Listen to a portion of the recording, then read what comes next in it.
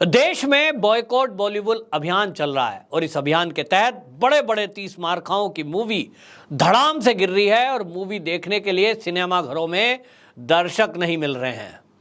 अभी आमिर खान की लाल सिंह चड्ढा जब तक फ्लॉप नहीं हुई थी तब तक उनको भी अहंकार था, लेकिन जैसे ही वो मूवी फ्लॉप हुई उसके बाद बॉलीवुड के कुछ लोगों को लगने लगा कि वाकई में अब देश का युवा जागृत हो गया है। अब वो सिनेमा घर में 200-500 रुपए खामोखा में खर्च करने वाला नहीं है। उनको अगर टाइम पास करना है मॉल या हॉल में कॉफी पीकर भी अपना टाइम गुजार सकता है, और 100-200 रुपए अगर उसको खर्च करने हैं तो वो कहते हैं किसी गरीब का पेट भरने से ही अच्छा है। हम आमिर खान की जेब में पैसा क्यों दें। इसी में जो ब्रह्मास्त्र मूवी है इसको चलाने के लिए एक बार फिर से बॉलीवुड के लोगों ने झूठ का सहारा लिया है और एक अफवाह फैलाई जा रही है। हालांकि ये मूवी अभी जो है 9 सितंबर को रिलीज होगी ब्रह्मास्त्र, लेकिन इसके पहले इस मूवी के बारे में मीडिया के सहारे से कुछ झूठ फैलाया जा रहा है और वो झूठ है प्री बुकिंग को लेकर के।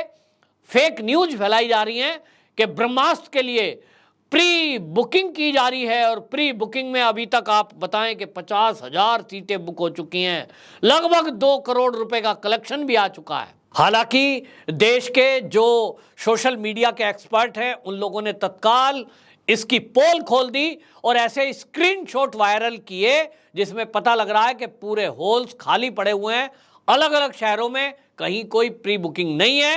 ये कोरी अफवाह है और इसलिए बहुत सारे यूट्यूबर इस पर भी न्यूज़ बना रहे हैं और उन्होंने उस न्यूज़ को वायरल भी किया है, बाकायदा ऐसे स्क्रीनशॉट दिखाए जिससे इन बॉलीवुड वालों के झूठ की पोल खुलती है।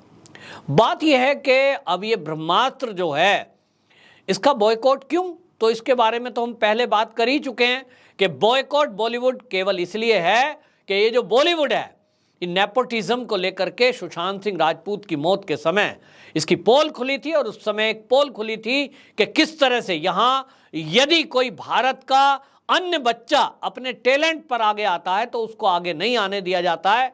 दूसरी तरफ वो हैं जैसे कि आलिया भट्ट है, रणधीर कपूर है, ये इनके माँ बाप फिल्मों में थे, कहीं डायरेक्टर थे, तो इनको लॉन्च कर दिया जाता है। मूवी करण जौहर ने लॉन्च की है और करण जौहर का वो इंटरव्यू वायरल हो रहा है जिसमें वो देश को चिढ़ा रहा है कि नेपोटिज्म है, नेपोटिज्म करेंगे और हमारी मर्जी, मैं अपनी चाची के लड़के को, फूफी के लड़के को, मौसी के लड़के को मैं लॉन्च करूं, ये मेरी मर्जी। इसका मतलब खुलकर करण जौहर कह रहे हैं कि मैं नेपोटिज्म करूंगा, आप रोक सकते हो तो रोक लो। तो करण जौहर जी आपकी मर्जी है, आप मूवी में किसी आम बच्चे को रखो, किसी गरीब फैमिली का बच्चा जिसके अंदर कला का टैलेंट भरा हुआ है उसको आप आगे लाओ या ना लाओ, ये आपकी मर्जी।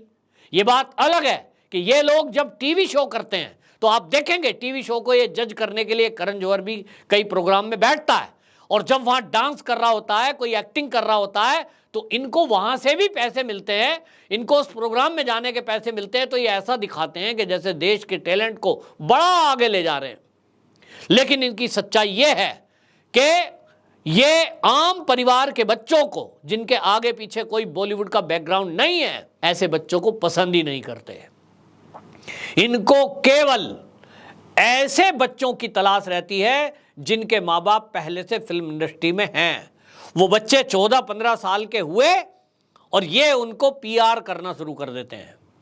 अभी मैं देखता हूं आमिर खान की बेटी हो, चाहे जावेद अख्तर हो, इनकी बेटी हो, इनको जगह जगह ये आज क्लब में जा रही है, आज ये जन्मदिन मना रही है, उनका बाकायदा एक पीआर टीम है। उनके जरा जरा सी बात के फोटो और सोशल मीडिया में डालते रहते हैं, उनको प्रसिद्ध करते रहते हैं। जब मर्जी आए, जब मूवी बना लें, 150 करोड़ 100-200 करोड़ इनके लिए कुछ भी मायने नहीं रखता। एक मूवी बना देते हैं, प्रसिद्ध हुई तो नहीं हुई, फिल्म चले या ना चले, 100 करोड़ रुपए इनके लिए ऐसा है जैसे आप और हम कहीं खाना खा के आ जाएं। ये कहते हैं हमारे लिए तो इतना ही है। तो आलिया भट्ट का अहंकार आप देखें कि वो भी अहंकार में है और पिछले दिनों एक टीवी इंटरव्यू में उन्होंने बाकायदा ये कहा कि मैं एक स्टार किड हूं, तो इसमें मेरी तो कोई गलती नहीं है, ये बात बिल्कुल ठीक है आलिया जी। लेकिन इन्होंने जो आगे की बात बोली वो ऑब्जेक्शनल है, यानी ऑब्जेक्शनल क्या कहूँ मैं उसको कहूँगा ये चुनौती है। उन्होंने कहा कि लोग मेरी मूवी देखने जाएं या ना जाएं, वो उनकी मर्जी है, मेरी एक्टिंग अगर अच्छी होगी तो मेरी मूवी चलेगी। आलिया भट्ट जी का ये अहंकार हमें स्वीकार है। इन्होंने कहा मूवी देखने जाओ या ना जाओ वो हमारी मर्जी, ये भी बिल्कुल ठीक कहा। हमारी मर्जी है कि हम ऐसी नकचढ़ी लड़की का ये कोई भी मूवी, कोई भी सीरियल, कोई भी प्रोडक्ट नहीं खरीदेंगे जिसमें आप ऐड करेंगी। और मुझे तो ये भी पता लगा कि आलिया भट्ट के पास तो भारत की नागरिकता भी नहीं है। अब ये कितना सच है ये तो बाकी लोग बताएंगे, लेकिन अगर ये है तो ये बहुत ही हमारे लिए सोचने की बात है कि हम ऐसे व्यक्ति की मूवी क्यों देखें जिसको भारत की नागरिकता लेने में भी दिक्कत है, जिसकी माता जी को जो लाहौर पसंद है। ऐसे ऐसे लोग हैं। और रणधीर कपूर तो बाकायदा इंटरव्यू में बोल रहा है उनके प्रेरणा का स्रोत पाकिस्तान है। वो इंटरव्यू में कह रहे हैं मेरे प्रेरणा का स्रोत तो पाकिस्तान का एक शहर का नाम लेते हैं, और वो गाय का मांस खाने में अपनी बड़ाई समझते हैं। वो कहते हैं कि मैं गाय का मांस खाता हूं, बीफ के बारे में उन्होंने बोला है। तो इसका मतलब ये हुआ कि जैसे आमिर खान हिंदू देवी देवताओं का अपमान करने में अपने को गौरवान्वित महसूस करता है, पी के मूवी बनाता है और हिंदू देवी देवताओं का, भगवान शंकर का मजाक उड़ाता है, उसको इतना अहंकार है कि इस मजाक के बाद भी हिंदू बेवकूफ़ है, मेरी मूवी देखेंगे, ताली बजाएंगे और अपनी जेब का पैसा भी, गाड़ी कमाई का मेरे ऊपर खर्च करें। इसी तरह रणबीर कपूर को भी लगता है कि रणबीर कपूर की लोग मूवी देखने जाएंगे, वो भी तब जब वो घोषणा कर चुके हैं कि मैं गाय का मांस खाता हूं, मुझे गाय का मांस खाना अच्छा लगता है। गाय को हम माता मानते हैं, उसके अंदर 33 करोड़ देवी देवताओं का वास है ये मानते हैं। रणबीर कपूर यदि ये मानता है कि वो उस गाय के मांस को खाकर हिंदुओं को चिढ़ाकर और वो ये चाहे कि हम अपनी जेब का 100-200 रुपया उसकी मूवी देखने में खर्च करें, तो मेरे से बड़ा तो मूर्ख कोई नहीं है। तो रणबीर कपूर जी, अब आपको आपकी मूवी का बॉयकॉट करने के लिए सनातनी जागृत हो चुका है।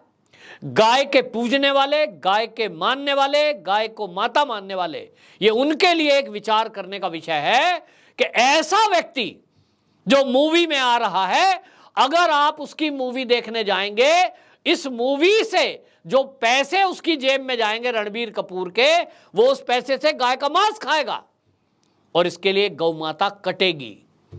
तो ऐसे व्यक्ति को सबक सिखाने का सही समय आया है कि आज हम ये तय करें कि ऐसे व्यक्तियों को सबक सिखाना है जो सनातन संस्कृति पर प्रहार करते हो, हिंदू देवी देवताओं का अपमान करते हो और हमारे देश का भी अपमान करते हो, क्योंकि ये देशवासियों का एक अपमान है। और आपको ये भी बता दूं कि ये टैलेंट का भी अपमान है यदि नेपोटिज्म के जरिए ये करण जौहर जैसा व्यक्ति एक तरफ रणबीर कपूर को लॉन्च करता है, दूसरी तरफ आलिया भट्ट को लाता है। इसको कोई और आदमी नहीं मिलता पूरे देश में। तो क्या इस देश के अंदर जो ये फिल्मी सितारे अभी बॉलीवुड के हैं, इन्हीं के बच्चों के अंदर टैलेंट है?